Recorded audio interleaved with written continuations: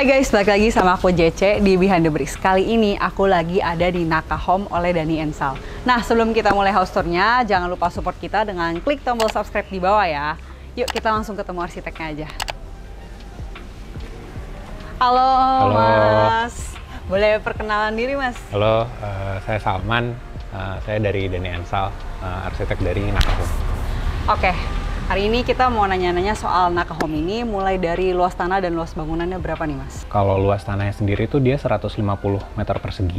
Nah, luas bangunannya sendiri cenderung compact, cuma 90 meter persegi. Soalnya dari awal brief klien Naka Home ini, Mas Rizky sama Mbak Sel itu brief ke kita maunya bikin rumah dengan konsep rumah tumbuh.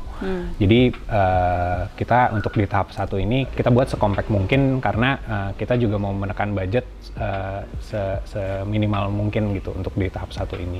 Berarti luas lahannya lumayan ya, 150, tapi Betul.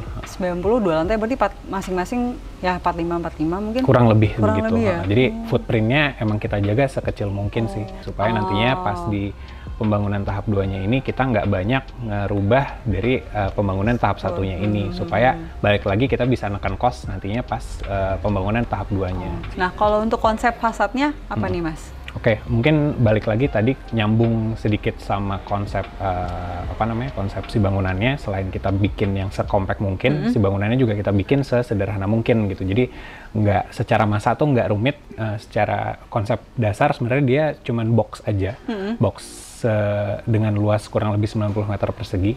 Nah, tapi kita pengen dan klien juga pengen si rumahnya ini tuh dari depan tuh introvert. Jadi dari depan ini hampir nggak ada bukaan sama sekali gitu ke arah depan, hampir nggak ada jendela sama sekali. Tapi itu jadi tantangan sendiri buat kita untuk develop si arsitekturnya, gimana caranya bikin sesuatu yang introvert tapi tetap ramah ke tetangga gitu, tetap punya gestur ke depan. Makanya dari depan kita kasih taman di depan gitu, kasih bench gitu di depan, ada gestur untuk dialog sama lingkungan, dan ada pohon juga. Terus begitu kita kasih statement juga dari bentuk atapnya. Jadi atapnya nggak sederhana, nggak biasa aja, nggak lurus biasa, tapi kita kasih ada tekukan garis di atas gitu, dan ada patahan gitu untuk ngasih apa ya? Untuk ngasih gestur ke tampak depannya, kurang lebih gitu sih. Oke. Nah, kalau untuk material atapnya sama material masa box kecil gitu di atasnya itu pakai apa? Kalau yang boxnya sih ini sama-sama semua dinding yang ada di eksterior, jadi itu dia kita tekstur, kita kasih tekstur kamprot terus dihaluskan lagi. Terus kalau misalnya si atapnya sendiri sih kita pakai bitumen. Ini jadi entrance tuh dari sini. Ini ada kapasitas buat parkir tuh 2 mobil side by side di sini. Jadi ini kalau misalnya lagi dibuka, bisa dibuka semua ya? Bisa dibuka semua. Ini diangkat terus gini. Jadi kita bikin karena ini lahan depannya juga miring, agak tantangan juga buat kita ngedesain pintu pagarnya. Jadi ini juga hasil diskusi sama kliennya sih beberapa kali gitu. Keren sih, jadi ngelipet ya. Jadi mekanismenya kita bikin yang sesederhana mungkin dan nggak ngabisin terlalu banyak tempat gitu. Soalnya kalau miring gini kayaknya untuk geser kayaknya agak susah. Makanya kita buat seperti ini. Nah, ini kapasitas carport bisa 2 side by side, bisa di depan bahkan masih ada space ekstra buat motor. Nah, terus di sini karena balik lagi karena rumahnya compact, kita mau memanfaatkan segala ruang yang ada. Jadi ruang outdoornya tetap kita manfaatkan sebagai ruang gitu. Jadi ini bisa buat terima tamu yang mungkin nggak terlalu dekat, bisa duduk-duduk di sini gitu, atau bisa dipakai buat nongkrong pagi-pagi juga atau sore-sore bisa di sini, kira-kira gitu. Sebelum masuk ke rumah utamanya. Kalau ini carportnya pakai flooringnya apa, Mas? Dan ini juga? Ini sama-sama batu andesit. Oh, sama-sama ya? Cuman supaya nggak monoton, kita break ada 2 modul yang berbeda gitu. Kalau di sini ukurannya kecil 10x10, kalau di sini andesitnya 30x60, dan udah gitu kita treatmentnya juga agak beda. Kalau di sini kan antara modul batunya kita sengaja kasih jarak gitu, ada gap yang cukup besar 1x1 cm. Sementara kalau di sini nggak ada rapat gitu, nggak ada gap sama sekali. Jadi tetap selaras tapi nggak bosan. Yang ini emang lebih buat kendaraan, kalau yang ini buat orang gitu. Dan jadi kalau di sini kalau misalnya nggak pakai sepatu pun bertelanjang kaki di sini masih nyaman gitu. Oh iya benar Kira-kira sih. gitu. Nah ini jadi bagian sini kita tamannya kita manfaatkan buat area penghijauan semaksimal mungkin. Nah baru ke sini adalah entrance utamanya. Kalau taman kayak gini tuh pilihannya dari Mas atau dari owner ya? Di sini ada vendor landscape juga. Nah, tapi waktu itu si kliennya tetap konsultasi sama kita juga sih. Jadi semua konsep di rumah ini, mulai dari arsitekturnya, interiornya, sampai landscape-nya semuanya tetap kita bantu advice gitu. Oh, oke. Mas, kalau kanopi pakai material apa? Kalau kanopi sih pakai polikarbonat clear. Ini simple aja sebenarnya, cukup common gitu maksudnya, dan kita pengen area carportnya ini cukup terang tapi affordable juga, jadi kita pakai si polikarbonat ini. Jadi kita cukup kurasi sih, cukup seleksi gitu material-material apa yang ada di eksterior dan even bahkan kabel listrik pun kita bantu arahin gitu, listrik yang masuk ke rumah ini tuh lewat mana. Jadi soalnya kan ini kabel listriknya masih belum ditanam, masih pakai tiang listrik. Jadi kita yang bantu arahin si listriknya ini malang melintangnya lewat mana. Kita kalau diperhatiin tadi di depan, dari sini ke sana dulu, dari situ baru dilirin ke sana. Even box PLN-nya pun gitu kita sembunyikan, jadi nggak terlalu distracting gitu. Soalnya kadang-kadang kan mungkin rumah zaman dulu kadang-kadang udah bagus-bagus tiba-tiba ada box KWH meter gitu. Jadi itu si KWH meternya kita sembunyikan di situ. Kira-kira gitu. Okay. Mungkin bisa masuk. Yuk. Jadi ini common areanya. Jadi di sini ada living room, ada dining room, sama ada kitchennya. Nyatu semua ya? Nyatu semua. Jadi emang ya karena lahannya terbatas, kita pengennya ruangnya selebur mungkin, secair mungkin, supaya nggak kerasa sempit gitu dengan lahan yang kecil ini. Dan jadi dari lahan yang 150 meter persegi ini nggak semuanya kita habisin gitu, kita tetap kita kasih jeda gitu ke sana, ke samping sama ke belakang. Seperti yang tadi aku bilang, area belakang itu adalah area untuk development fase keduanya. Nah, taman samping ini sama taman belakang sendiri emang nyatu, cuman tetap kita diferensiasi secara zona gitu, supaya nggak monoton, dan emang si taman samping dan taman belakangnya juga punya fungsi ruang yang berbeda gitu secara spasialnya. Mungkin sebelum ke taman, aku balik lagi dulu ke sini. Ini area living room-nya. Di sini ada sofa, di situ harusnya ada TV, cuman karena kebetulan saat ini penghuninya lagi nggak tinggal di sini, kebetulan lagi tinggal di luar negeri, jadi saat ini masih kosong. Nah ini si diningnya emang deketan, dan sebelah sini kitchennya masih kita bisa kasih kitchen island juga di sini. Jadi meskipun di lahan yang kompak ya, kita tetap coba semaksimal mungkin deh gitu. Kemarin ini kita juga cukup lama nih otak-atik sama kliennya, studi untuk layout si area kitchen dan dining ini, supaya kompak tapi nggak kerasa maksa lah gitu. Soalnya kan kadang-kadang sering tuh, maksudnya kecil tapi muat sih, cuman kerasanya dipaksakan gitu. Nah kita pengennya nggak kerasa seperti itu gitu. Jadi snug lah gitu di ruangan yang sekecil mungkin ini. Berarti ini cuma 45 meter persegi lah ya kira-kira? Kurang lebih, mungkin malah lebih kecil. Oh, mungkin lebih kecil? Yang lantai 2 soalnya lebih gede dikit gitu, jadi mungkin 40-45 lah. Berarti ini kayak lahannya tuh compact, footprintnya juga dikit, tapi kebantu sama bukaan yang gede banget ya? Nah betul, mungkin dari sini aku bahas si tamannya. Jadi dengan kita punya taman yang besar ini, dan kita buka sebesar-besarnya ke samping dan ke belakang, itu ngebantu feel buat si ruangan ini tuh nggak kerasa sempit. Jadi ke samping ini kita punya sliding door 3 biji, di sini juga ada 3 biji. Jadi ini bisa dibuka semua, bisa dibuka semua. Jadi kalau misalnya mau pagi-pagi misalnya mau buka nikmatin udara pagi, bisa langsung. Begitupun mungkin yang sebelah sini juga. Jadi hari pagi sama siang nggak perlu pakai lampu ya kayaknya Mas? Nggak usah. Dan mungkin harapan kita juga sebetulnya penggunaan AC juga bisa diminimalisir sih. Iya. Nah kalau taman yang ini sih kita pengennya bikinnya sebagai ekspansi atau perbesaran dari area living room. Jadi kita makanya di sini kasihnya decking gitu di sini. Iya. Sementara di sini lebih ke gravel, dan sementara di belakang lebih ke area rumput gitu. Jadi kalau yang samping ini lebih ke ekspansi dari ruang utamanya, sementara kalau ruang belakang itu lebih ke taman yang sifatnya buat view atau mungkin nggak terlalu sering gitu orang ke sana. Iya, benar. Nggak terlalu dipakai untuk aktivitas sehari-hari. Mungkin di sana kita mikirnya buat misalnya ada acara keluarga yang cukup besar, misalnya ada ngundang tamu cukup banyak, bisa ke sana gitu.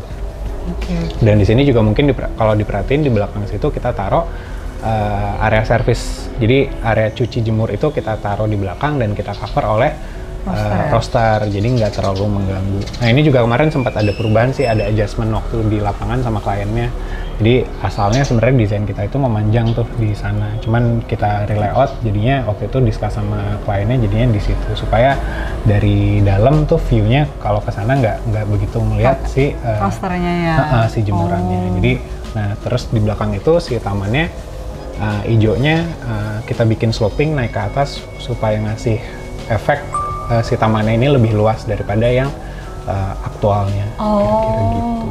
Ini yang depan juga pakai roster ya buat? Yang depan pakai roster karena juga. dari dalam sih emang kelihatannya nggak ada bukaan ke depan sama sekali ya? Jadi benar-benar kita buka ke depan hampir nggak ada bukaan sama sekali, ada bukaan kecil banget nanti di kamar master. Tapi kalau di sini bukaannya cuman benar-benar maksimal ke samping dan ke belakang. Tapi di sini tadi kalau misalnya disinggung soal roster, kita blocking untuk keamanan, tapi kita pengennya secara cahaya sama udara tuh tetap lancar. Gitu. Nah kalau untuk rumah ini hadapnya kemana Mas? Tadi aku lupa tanya. Ini tuh ngadep ke selatan. Selatan ya? Selatan agak ke barat, jadi barat daya, tapi lebih ke sisi selatannya sih. Jadi ini si taman sampingnya, jadi ini kalau misalnya kita ngebayanginnya kalau pagi-pagi ini bisa dibuka aja gitu, nikmatin si pohonnya. Ini tanaman? Ini namanya kayu putih. Jadi kita di sini plotting 3 pohon, tapi kita taruhnya juga nggak berjejer gitu. Jadi tetap ada permainan zigzag. Jadi kalau ngelihat dari ujung sampai ujung tuh ada formasi gitu antara pohon ke pohonnya. Nggak terlalu monoton ya? Betul, biar lebih meruang. Kalau ini dindingnya sama kayak dinding fasad ya berarti ya? Sama. Cuman di sini kita kasih introduce garis-garis supaya nggak flat banget dari ujung sampai ujung, jadi kerasa juga permainan skalanya. Ini area service, jadi cuci jemur di sini. Nah ini taman yang sloping ke sana. Jadi ini nanti area pembangunan fase 2-nya. Jadi di atas itu nanti akan ada koneksi ke sisi belakang ini, tambahan kamar, kamar tidur anak 1 sama kamar mandi anak 1. Kalau di bawah kita pakai untuk musola. Musolanya jadi nanti di bawah dan open air ke sini. Jadi musolanya nanti sebagai gazebo juga. Gitu. Ini tadi dibikin ada konturnya supaya ini ya, biar kelihatan lebih luas Mas. Jadi biar nggak flat, terus kalau lihat dari dalam hijaunya lebih banyak gitu, dan karena ini kebetulan yang pemiliknya juga masih punya anak yang masih relatif kecil, kita ngebayangin si sloping ini juga bisa jadi area buat main anak-anaknya juga gitu. Jadi ada permainan ruangnya lah di sini, nggak cuman flat gitu aja. Nah ini ini pohon moringa. Moringa. Jadi aku mau nambahin si slopingnya ini juga kita manfaatin tanah dari hasil galian pondasinya. Jadi kita nggak tanah yang digali buat bangunan ini nggak kebuang gitu, kita timbun di belakang supaya nggak ada ongkos lagi buat buang tanahnya, dan kita nggak nyampah juga si pembangunannya gitu. Minimalisir sampah aja sih. Sebenarnya materialnya pengulangan dari yang depan lagi ya, iya, mostly. Balik lagi nih di belakang kita pakai andesit lagi, jadi untuk teras sebenarnya sama. Kalau di sini ada kamar. Ini gudang. Oh gudang. Jadi ini ini area bawah tangga, jadi kita manfaatin buat gudang. Ini kitchen dan kitchen island-nya mungkin bahas lagi sedikit. Ini si island dan ini area pantry-nya. Jadi ini juga hasil diskusi sama kliennya. Oh ya, kebetulan mungkin kita juga info kalau di sini kita scope-nya arsitektur plus interior. Jadi interiornya juga kita yang garap. Nah, jadi si kitchen island ini hasil diskusi sama kliennya, plotting kompornya mau di mana, wastafelnya mau di mana, kulkasnya mau di mana, dispensernya di mana. Jadi ini udah di customize, udah di tailor made sesuai kebutuhan sama si kliennya. Gitu. Udah cukup juga ya, nggak dengan ukuran yang nggak terlalu besar ya. Iya, kita cukupkan lah gitu dengan size ini, kita maksimalkan gitu sebisa mungkin. Kalau top table ini pakai apa Mas? Ini pakai keramik sih, pakai homogeneous tiles, tapi yang modul besar supaya nggak ada sambungan. Oh ini, gede juga ya? Jadi ya kalau sekarang keramik udah banyak sih yang modul-modul besar gitu. Nah kalau di sini sama, tapi di si HPL-nya sendiri si ininya kita pakai HPL. Dan ini juga lumayan lama sih proses dialognya sama klien sampai kita mendapatkan warna HPL yang pas dan udah sesuai sama keinginan sama si klien. Kalau HPL ini warnanya berarti sama kayak Credenza TV juga ya? Iya sama. Jadi kita coba selaraskan, mungkin nggak sama persis sama warna-warna kayak meja atau pintu yang relatif lebih ke jati warm natural. Cuman kita tetap pengen ada harmonis gitu antara si elemen-elemennya. Jadi nggak terlalu belang-belang gitu antara si HPL sama yang kayu solidnya. Oke. Kalau flooring keramiknya pakai apa? Kalau flooring sih pakai HT juga, pakai keramik homogeneous tiles. Dan ini kebetulan kemarin kliennya yang hunting sendiri, jadi kasih beberapa alternatif ke kita dan kita kasih approval kayaknya yang ini lebih oke kira-kira. Oke. Sebenarnya lantai 1 ya memang program longnya seperti ini ya, LDK dan kamar mandinya di mana nih Mas? Kalau kamar mandi kita taruh di sini, jadi kita manfaatkan area selurusan tangga. Pas depan tangga ya? Betul, jadi posisinya sebenarnya di paling depan, jadi meskipun kecil si kamar mandinya punya bukaan langsung ke taman depan, jadi cahayanya pun masih oke dan udaranya pun masih ketemu udara luar gitu. Masih dapat bukaan sedikit ya? Betul. Kalau ini kamar mandinya ukurannya berapa Mas? Ini sebenarnya bersihnya cuma 90-an, 90 lebih dikit.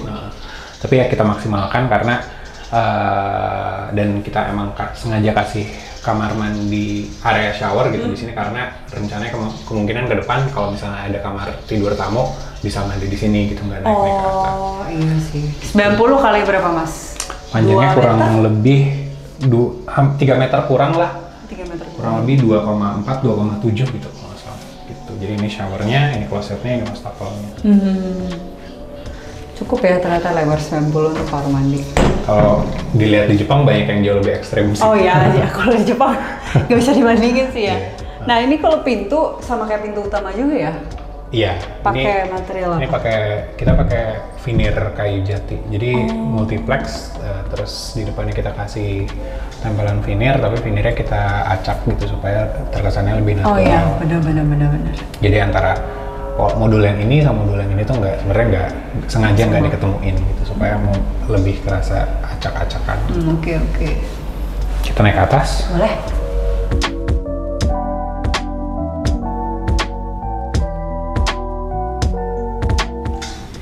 Nah ini area lantai 2. Mungkin sebelumnya sedikit bahas tangga. Tangganya sendiri lantainya kita masih samain sama lantai 1 pakai keramik, pakai homogeneous tiles. Cuman di nosingnya kita kasih detail kayu solid, kayu jati solid, terus railingnya juga sama kita kasih kayu jati solid. Nah, terus pas sudah lantai 2 ini semuanya pakai SPC, SPC-nya motif herringbone gitu, jadi nggak emang agak lain gitu di sini. Nah ini jendela, nah ini nanti koridor yang connect ke pembangunan fase 2-nya. Oh ini jadi, nanti connect ke situ. Nah, jadi ini dinding ini tinggal di jebol aja, terus jadi yang dijebol tuh beneran cuma dinding ini tok gitu.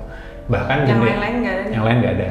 Dan jendela ini pun nanti kita pakai lagi di kamar anak. Jadi si jendela aluminium sama kaca ini tuh nggak kebuang juga. Berarti dari rumah ini didesain memang udah didesain untuk bertumbuh ya? Udah tailor made untuk tumbuh. Itu tuh kayaknya memang itu tips buat kalian nih calon homeowner yang pengen punya rumah tumbuh juga, harus bilang nih sama arsiteknya buat perhitungin semuanya sampai fase 2-nya ya, biar kayak gini tuh cuman bobok dinding ini aja sama jendela pun dipakai di sana lagi nanti.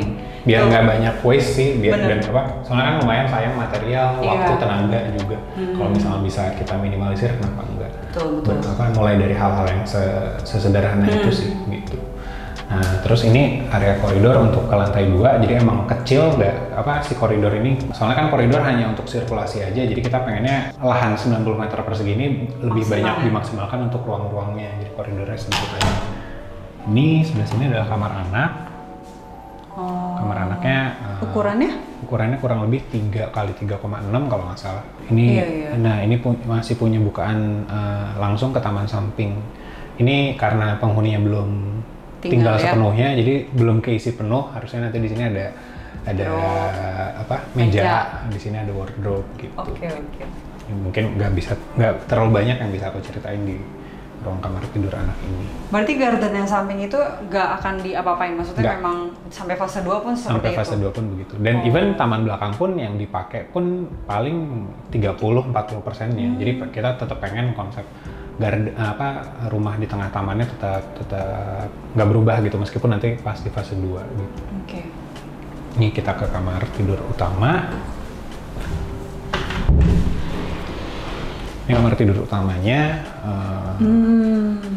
Ini kita pakai king, terus sama kayak kamar tidur anak kita punya bukaan langsung ke taman sebelah. Benar-benar.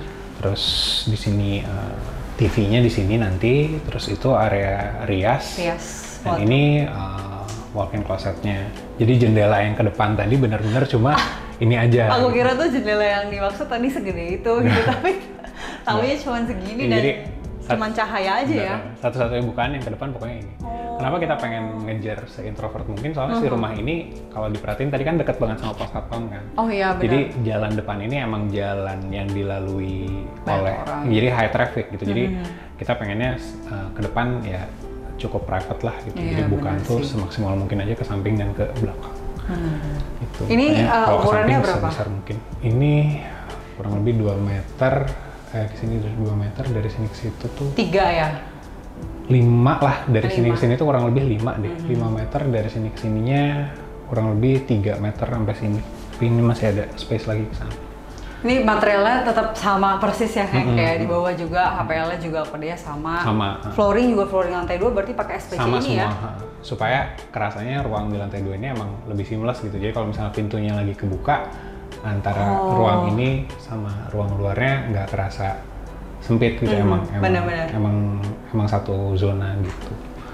Nah ini kamar mandi dalam ya? Dalam, kamar mandi dalam untuk master. Jadi untuk sementara ini kamar tidur anak masih menggunakan kamar mandi ini sebagai kamar mandinya. Tapi nanti kamar mandi anak itu nanti ada di fase 2. Ini wastafel, ini closet, ini area shower.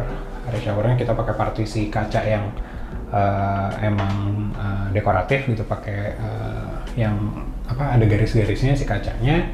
Terus di sini kita kasih roster lagi, cuman rosternya kita bedain polanya. Sama ya berarti rosternya kayak depan? Rosternya sama, cuman kita ada kasih permainan modul permainan pemasangan yang berbeda lah sama yang depannya. Jadi nggak bosan dan di sini cahaya yang masuk lebih banyak ketimbang kalau misalnya kita patternnya disamain sama yang bawah. Benar. Gitu. Jadi balik lagi kita balikin sesuai ininya sih, sesuai fungsinya. Oke. Wah, keren sih ini. Mas, kita lanjut ngobrol di bawah aja ya. Masih ada beberapa pertanyaan yang harus aku tanyain. Oke.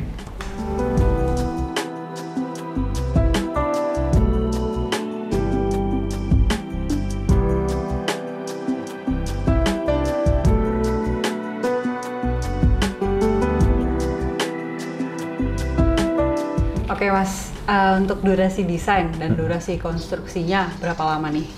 Durasi desain sih sebenarnya nggak terlalu lama. Kebetulan waktu itu kita propose untuk rumah ini, dari proposal pertama konsepnya langsung di-approve. Jadi kita untuk didesain sih nggak terlalu lama, paling ada adjustment sedikit di ukuran dan detailing lah. Jadi kalau desain sendiri dan gambar kerja kurang lebih totalnya tuh 4 bulan untuk arsitekturnya, 3-4 bulan lah. Terus kalau untuk konstruksi kurang lebih ini juga kalau konstruksi mungkin tergolong lebih lama daripada umumnya, itu kalau nggak salah 10 bulanan untuk konstruksi untuk rumah ini, karena ya ada beberapa bagian yang kita trial and error gitu sih kurang. Nah kalau untuk challenge-nya nih paling besar di Naka Home ini apa? Proyek Naka Home? Mungkin tadi aku sempat mention juga di awal soal budget ya. Jadi karena budgetnya cukup tight, bukan cukup tight sih, sangat tight untuk kita. Jadi itu jadi satu hal yang mendrive kita dalam mendesain si Naka Home ini. Waktu itu budgetnya itu pertama kali briefnya ke kita tuh awalnya sebenarnya 300, cuman waktu itu akhirnya jadi 350 gitu waktu brief awal. Cuman along the way waktu proses desain akhirnya dengan penambahan item di ini itu akhirnya kemarin budgetnya itu di 450. 450 juta. Jadi untuk luasan 90 meter persegi kurang lebih 5 juta per meter untuk konstruksi arsitekturnya di luar interior. Nah itu sih yang lumayan jadi challenge buat kita, gimana caranya dengan dana yang apa ya, mungkin nggak kecil sih, cuman cukup gitu, cukup tight gitu untuk rumah dengan kebutuhan ruang ini. Sebanyak itu ya. Jadi kita perlu pintar-pintar ngakalin gimana bikin kemasan yang sesimpel mungkin tapi mencukupi kebutuhan dari si kliennya. Maksudnya kita juga nggak kepengen bikin sesuatu yang dalam tanda kutip pelit gitu. Ya, benar. Jadi kesannya dipaksakan yang nanti akhirnya kliennya ngerasa nggak cukup gitu. Jadi kita pengennya bikin sesuatu yang mencukupi gitu, bukan sesuatu yang dipangkas-pangkas gitu, nggak dipaksakan gitu. Jadi semuanya kerasa cukup tapi dengan budget yang nggak berlebihan. Makanya tadi dari budget 300 mungkin kalau memang direalisasikan 300 mungkin nggak senyaman itu juga. Benar, kali ya. Mungkin ya kita masih bisa ngakalin dari spek material kali ya, cuman mungkin secara luasan kita harus pangkas sedikit kalau misalnya bicara luasan. Nah, oke, pertanyaan terakhir, berarti budget keseluruhan untuk pembangunan sama interiornya kira-kira berapa, Mas? Kalau sama interior sendiri sebenarnya aku nggak megang datanya karena klien yang pegang langsung. Cuman kalau aku estimate sih aja kurang lebih 550-an sampai 600 kali ya untuk sama interior semuanya. Oh, berarti 600 nih udah untuk 90 meter persegi ini berserta interiornya ya. Berarti lumayan ini juga ya.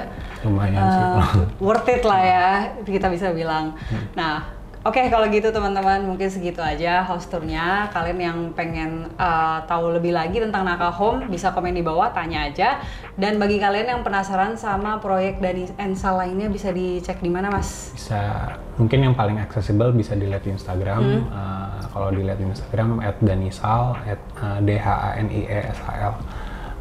Di DM aja atau WhatsApp aja. Oke, kalau gitu teman-teman jangan lupa support Arsitak juga dengan cara like, share, and subscribe YouTube channel Arsitak supaya nggak ketinggalan series Behind the Bricks lainnya. Thank you guys, see you, dadah. Thank you.